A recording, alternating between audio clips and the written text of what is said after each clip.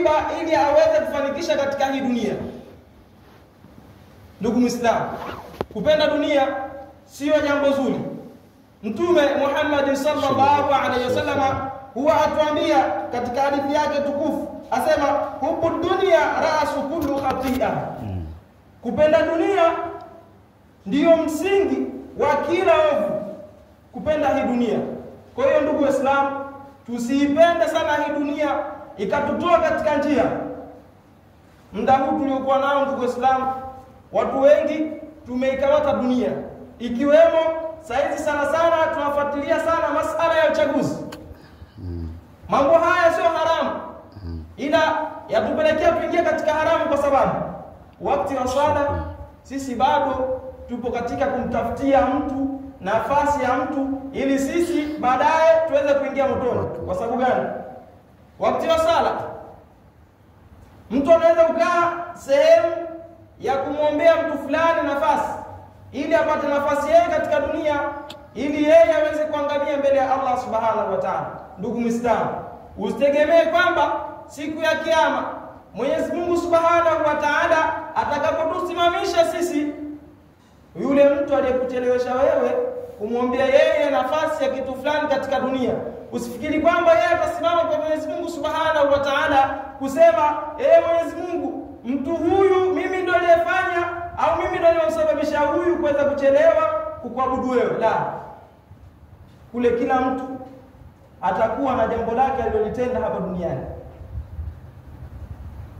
Kila mtu ndugu zangu Waislamu atakuwa na jambo ambalo amelitenda katika hii dunia. Mwenyezi Mungu subhanahu wa ta'ala atuambia, ya ibadi alladhina amanu inna ardi wasi'a fa iyaya fa'buduni. Mwenyezi Mungu subhanahu wa ta'ala ameiweka hii ardhi kuwa ni pana, popote pale niabuduni. Fa iyaya, basi mimi niabuduni, popote pale niabuduni. Ila watu watembea katika ardhi, misikiti ipo tena saizi ni mingi misikiti, kila sehemu utakapotembea basi misikiti ipo. Kwa nini usimwabudu Allah subhanahu wa ta'ala? Huwa uko bize na kuitafuta hii dunia.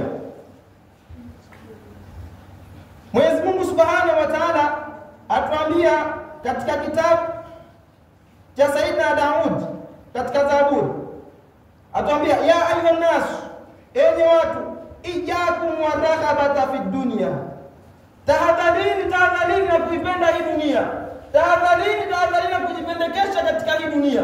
Kwani dunia muda wote inaondoka kama tunapoondoka sisi wanadamu. Ipo siku hii dunia nayo itaondoka. Kwa nini sasa sisi tumeng'ang'ania hii dunia? Ndugu Muislamu, hii dunia si chochote si lolote. Kwani Mwenyezi Mungu subhanahu wa ta'ala aliwahi kuitolea maneno mabaya ya dunia pale aliposema, sikupatapo kukiumba kiumbe ambacho kichukiza sana kwangu mimi isipokuwa wewe dunia. Ila wewe dunia watakupenda, watakufuata, watakutamani watu ambao wadhalimu, watu waovu. Kwa nini sisi tunang'ang'ania hii dunia? Dunia hii sio lolote ndugu zangu Waislamu. Dunia hii sio chochote. Kwa nini tunang'ang'ania hii dunia? Itatupeleka wapi? Dunia haituwezi kupeleka sehemu yoyote ile, ila itatupoteza. Tuking'ang'ania sana itatupoteza. Asema ya ayuhan nas, enyi watu, iyyakum wa raghabata fi dunya, tahadharini na kuipenda sana hii dunia, tahadharini na kujipendekeza na hii dunia. Fa innaha, hakika katika dunia hiyo, ni'matun zaidatun, kuna neema au neema yake yenye kutoweka. Katika dunia ukipenda sana, ukitafuta sana, basi neema yake huwa inatoweka. Ni'matun zailatun wa hayatun munqati'atun wa shahwatun faniyatun. Kwa nini? Asema hakika neema ya dunia ni yenye kutoweka na uhai wake huona katika muda wote ule. Kwa nini sisi tumeng'ang'ania sana hii dunia? Itatupeleka wapi? Itatupeleka wapi hii dunia?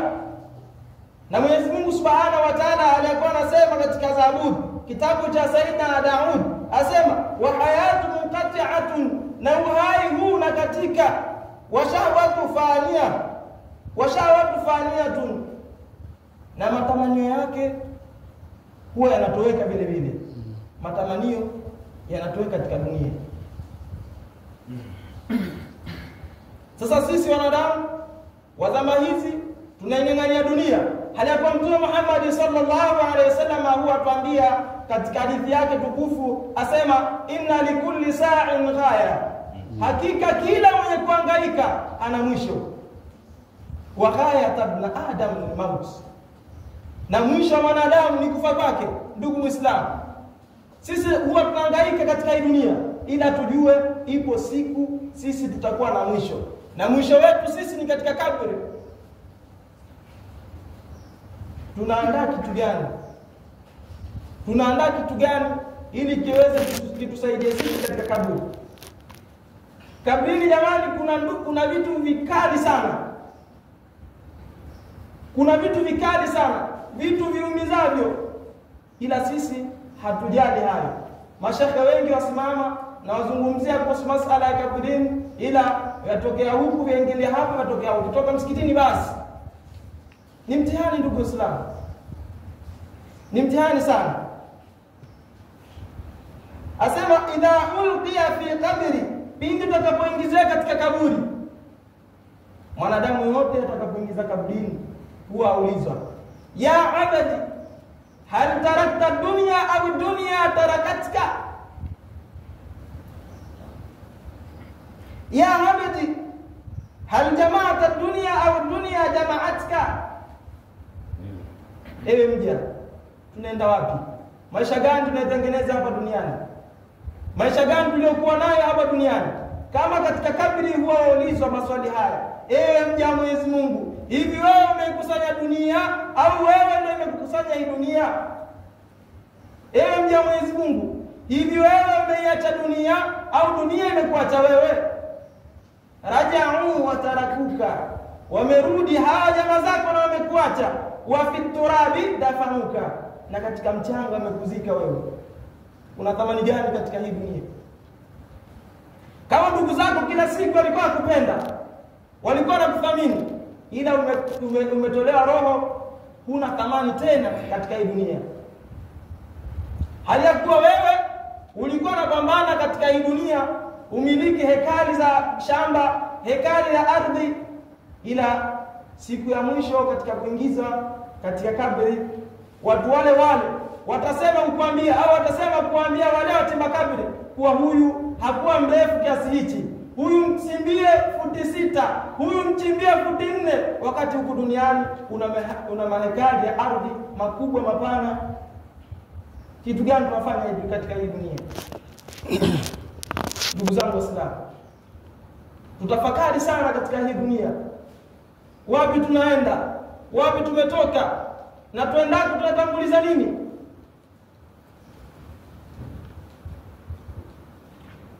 Inasema hii kaburi, katika kaburi huwa vitu vingi sana vinaelekezwa vipo, ikiwemo kaburi nasema ya ibn adam ana baitul wahsha, mimi ni nyumba ya ukiwa. Hapana msaada pale ndugu zangu Waislamu. Hapana msaada wote wenye kusaidia wewe isipokuwa matendo yako uliotoka naye katika hii dunia. Yasema wa ana baitul wahda, na mimi ni nyumba ya upweke. Hamna kukusaidia wewe isipokuwa matendo yako. Wa ana baitu dhulma, na mimi ndio nyumba ya giza. Nyumba ya giza, hakuna giza kikali isipokuwa katika dunia. Duniani hamna giza chochote kile. Hamna giza katika dunia isipokuwa katika kaburi kuna giza kikubwa sana sana tena sana. Kwanza fikiria katika akili yako. Juu wanapoweka mchanga, chini mchanga, pembeni mchanga, kushoto mchanga. Pale kuna nini? ila sisi ni tunalala, tukiamka sisi ni barabarani tu kupambana na maisha. Yatatupamba katika kaburi ya maisha.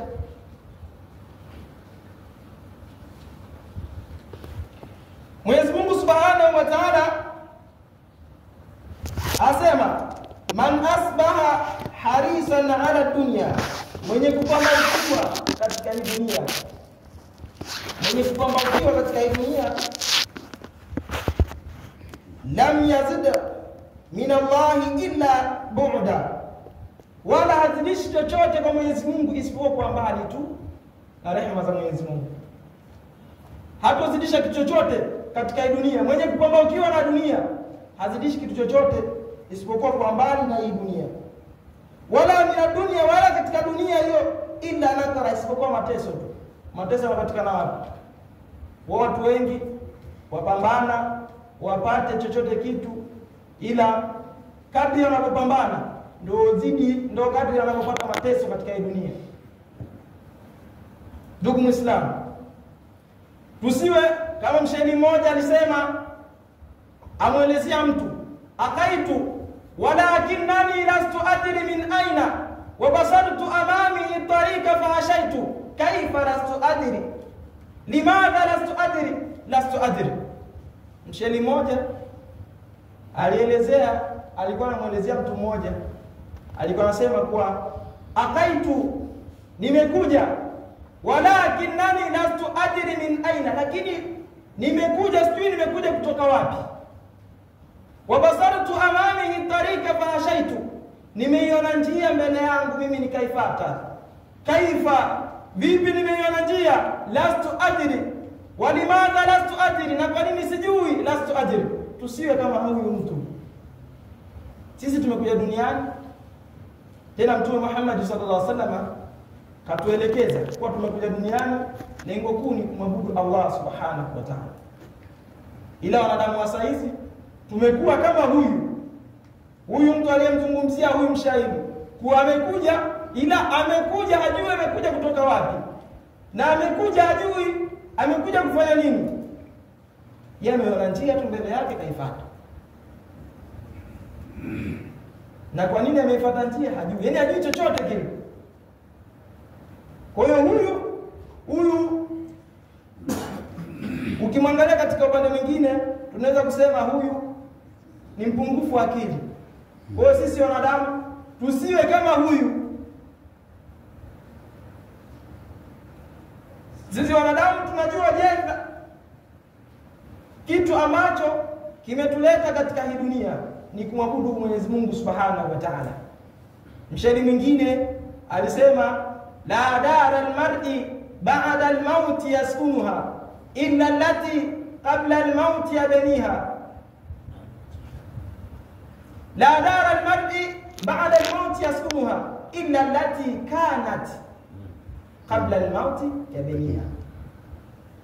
Asema hapana nyumba ya mwanadamu alijenga baada ya kufa kwake isipokuwa nyumba ambayo alijenga kabla ya kufa kwake. Hapa duniani tunajenga nyumba ya kutusaidia kesho tuendako.